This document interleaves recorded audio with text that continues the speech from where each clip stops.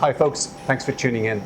So behind every great hospital is the necessity for a great laboratory, because we've got all these clinicians who have wonderful potential diagnosis or differential diagnosis, and they often reach out to the lab to say, well, can you confirm this for me, or am I on the wrong track? So we're welcoming here today Louise Mooney, who's one of the Chief Technical Officers in the laboratory here in UCD, and Louise has the unenviable task of trying to answer all those questions that clinicians throw at her. What's it like, Louise? What do you do, and how do you deal with that pressure?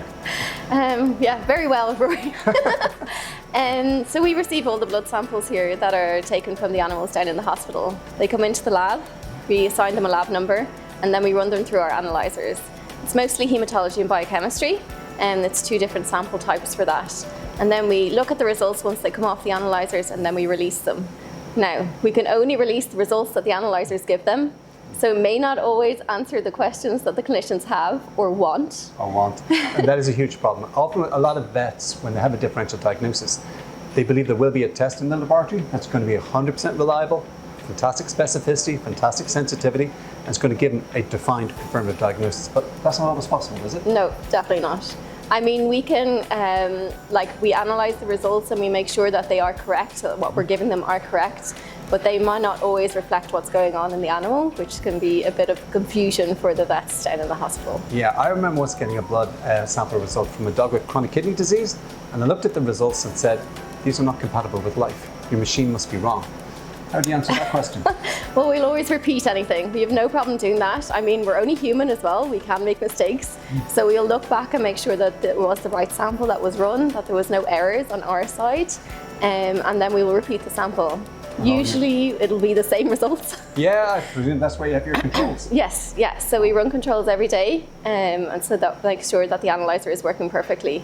So, brilliant. Yeah. And the samples, not just internal samples, are they? No, we do external samples too. So all the practices around Ireland are more than welcome to send us any samples that they want. So we receive them in the post and in the courier. So we get samples throughout the day. Yeah. You talk about hematology biochemistry, but of course the lab does a lot more than just that. We do a lot more than that. Yeah, we do cytology as well, which is like fine needle aspirates from lumps and bumps and things like that, liver, kidneys, things like that.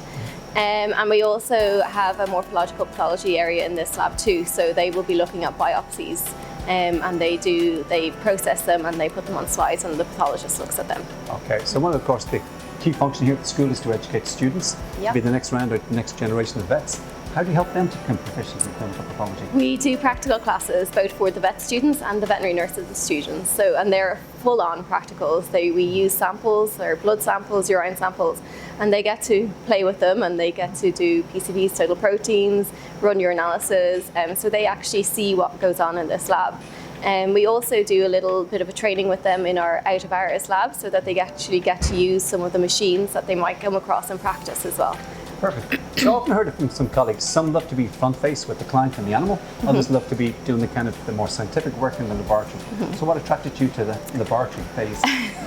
Gosh, I mean, it's difficult. I always wanted to work in veterinary. Always wanted to work in veterinary. Love animals, absolutely adore them. I was very lucky as a teenager that I got to do some work experience in veterinary practices.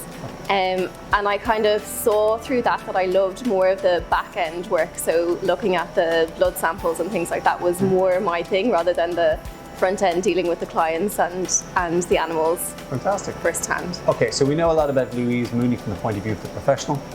One thing, Louise Mooney, the person. What motivates you? What gets you out of bed at the weekend? At the weekend. At the weekend. At the weekend when I'm not working. Well, it's quite late that I can. Oh, here we go. She's looking for a pay rise. Come on. Yeah, I know, because I'm so exhausted. But yeah, I have a dog and cat myself, and yeah, so the dog really gets me out of bed. I love going hiking with him, going down to the beach, going for swims and things like that. So, brilliant. Yeah. For any clients, this is kind of the face that you don't see. But this is the face that's essential to try and actually treat your animals in the most appropriate, professional, and hopefully beneficial way for everybody. So big shout out to everybody who works in the laboratories because they are the bedrock of the hospital. Thanks a million, Louise, for telling us about it, and thank you guys for watching.